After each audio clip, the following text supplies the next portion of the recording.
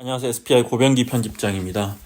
네, 오늘은 이 리츠의 운용력에 대한 이야기를 좀 해보려고 합니다.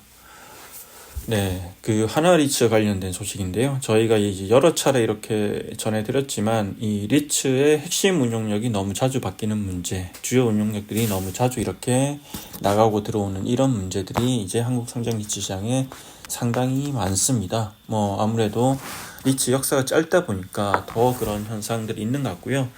근데 역설적으로 이렇게 너무 짧은 역사에도 불구하고 이렇게 자주 이렇게 바뀌는 거는 더 안 좋은 그런 현상이라고 생각하고, 그러다 보니까 전반적으로 리츠 운용력들의 어떤 문제들이 많이 불거지고 있는 상황입니다.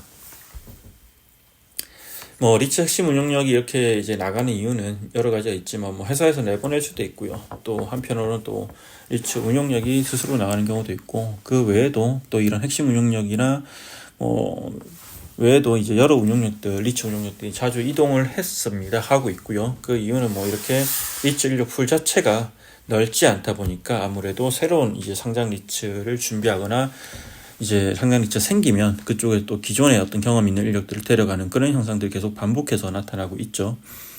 근데 오늘 이제 하나 리츠 같은 경우에는 상장 3년 차를 맞은 리츠입니다. 근데 간단하게 얘기하면 지금 이제 하나 리츠 핵심 운용력 최원 리츠 사업본부장이죠. 이분이 온 지가 이제 1년 7개월만 정도 지났는데, 이번에 다시 한번 또 이렇게 회사를 떠나게 되면서 핵심 운용력이 바뀔 예정이고요. 이 부분에 대한 이야기를 좀 해보려고 합니다. 먼저 그 전에 이제 하나 리츠의 그동안 역사와 최근에 어떤 여러 이슈들을 간단하게 살펴보면, 일단 이제 하나 리츠는 2023년 3월에 유가증권 시장에 상장을 했고요.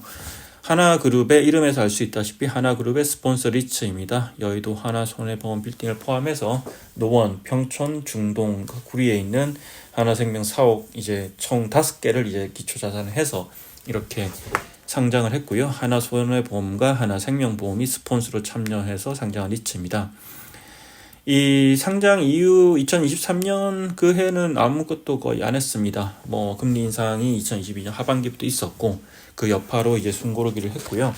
그러다 작년 하반기에 하나그룹의 본사로 사용하고 있는 장교 빌딩을 편입하면서 처음으로 신규 자산을 인수했습니다. 하나그룹의 본사이기 때문에 여러 가지 상징적인 의미가 있는 자산이지만, 다만 당시에 시가총액을 훨씬 뛰어넘는 대규모 유증을 추진하다 보니까 시장에서 이에 대한 반응이 썩 이제 좋지는 않았고, 실제로 이제 구주주 청약에서 미달을 했습니다. 작년에 여러 리츠들이 유상증자를 추진했는데 구주주 청약이 미달되었던 유일한 사례고요.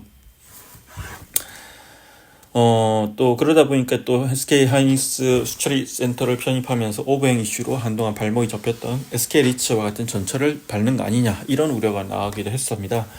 실제 이 같은 우려로 이제 상장 이후 줄곧 5,000원 언저리를 유지하던 리츠 주가는 작년 12월 3,335원까지 떨어지기도 했고요. 현재 주가도 아직 공모가 회복가는 거리가 먼 그런 상황입니다. 다만 이제 최근에 또 이렇게 3월 달에 400억 원 규모의 첫 공모 회사채 발행에 성공하면서 시장의 신뢰를 다시 조금씩 회복하는 모습을 보여주기도 했고요.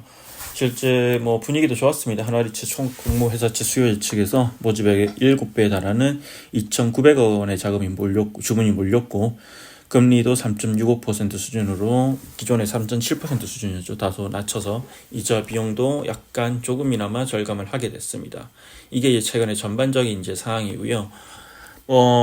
분명히 작년에 이제 이렇게 유증 여파로 하나자산운용 내외부에서 어떤 책임론 이런 얘기도 있기도 했는데, 근데 또 최근에 어떤 회사채 발행에 어떤 성공을 하면서 또 분위기를 또 반전시켰다는 이런 이제 평가가 나오고 있는 상황인데, 갑작스럽게 이제 하나 리츠 핵심 운용력인 최원 리츠 사업본부장이 회사를 떠나게 됐습니다.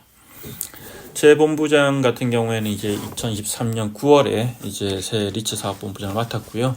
기존에 하나리츠 상장을 이끌었던 박성순 본부장이 이어서 이제 하나리츠를 이끌 새 핵심 운용력으로 선임됐는데, 그동안 그리고 일이 많았죠. 아까 말씀드린 장교 빌딩, 하나그룹 본사 사업 편입부터 최근 회사채 발행까지 굵직굵직한 이벤트들을 모두 이렇게 경험하면서 이끌어왔습니다. 그리고 이제 기본적으로 최 본부장 같은 경우에는 하나에서 잔뼈가 굵은 사람이죠. 이제 2011년에 하나생명의 전신인 대한생명에 합류한 이후에 하나생명 대체 사업부를 거쳐서 또 지난 2017년부터는 하나자산운용력의 대체 투자 운용력으로 합류해서 15년 가까이 하나그룹에 근무한 인력이기 때문에 아무래도 이제 하나그룹 스폰서인 하나그룹 내부 사정을 잘 이해하고 또 이를 바탕으로 시장가의 가격 역할도 잘 해왔다, 이런 평가를 많이 받고 있었고요.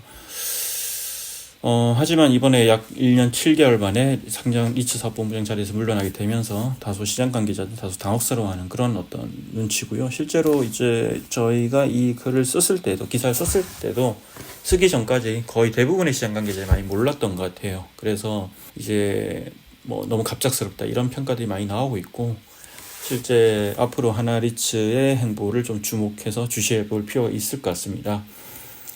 뭐 앞서 말씀드린 대로 이채 본부장이 어쨌든 하나그룹을 잘 이해하고 그래도 시장과 좀 소통을 많이 하려는 편이었기 때문에 아무래도 채 본부장이 떠나게 되면서 또 하나리츠와 시장 간의 소통이 원활하지 않을 거다, 이런 우려도 나오는 상황이고요. 뭐 갑작스럽게 물러나게 된 배경에 대해서는 아직 정확하게 알려져 있지 않습니다. 뭐 하나자산운용에서도 일신상의 사유다, 이 정도로만 설명을 하고 있고요.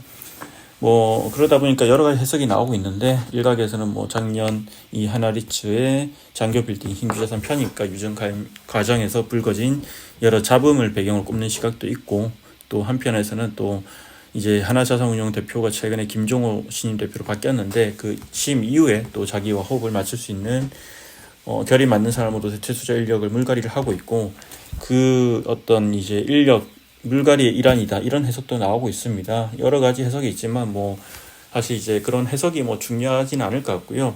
그것보다는 결국 이제 하나리츠의 핵심 운영력 리츠 사업본부장이 바뀌었고, 이 여파가 또 하나리츠에도 어떤 영향을 줄지, 이 영향이 어떻게 미칠지, 그 부분을 좀 중요하게 주시해서 봐야 될 것 같습니다. 이상으로 하나리츠 핵심 운용력에 대한 이야기를 전해드렸습니다. 고맙습니다.